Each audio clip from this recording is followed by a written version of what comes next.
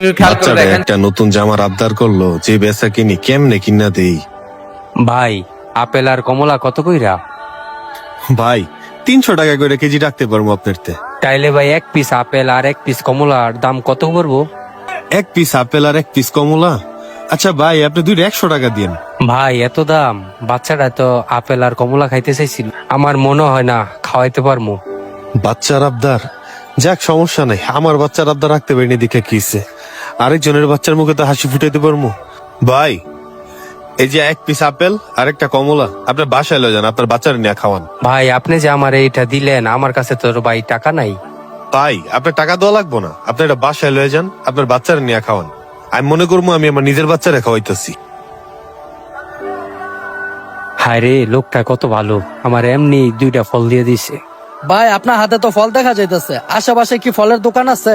ভাই পাশের গলিতে একটা লোক ভ্যান গাড়িতে ফল বিক্রি করতেছে, খুব ভালো মানুষ, তাহলে তার কাছ থেকে নিতে পারেন। আচ্ছা ঠিক আছে ভাই, ধন্যবাদ। ভাই আপেল আর কমলা ভালো হইব? হ ভাই ভালোই, আপনি নেন। আচ্ছা কেজি কত কইরা? ভাই কেজি 300 টাকা করে রাখতে পারবো। 300 টাকা? কি ও ভাই, বাজারে সব আইনা কইলো 350 টাকা কইরা। আচ্ছা ভাই এক কাজ করেন, আপনার এই জায়গায় যতগুলো ফল আছে সব পোটলা করেন। সব পোটলা করবো ভাই? এত ফল দিয়ে আপনারা করবেন কি? ভাই মাদ্রাসায় তো ইফতার আয়োজন করছি ছাত্র গলাইগা, তো আপনার এই জায়গায় যত ফল আছে সব পোটলা করেন। আর দেখেন দামটা কত হইছে।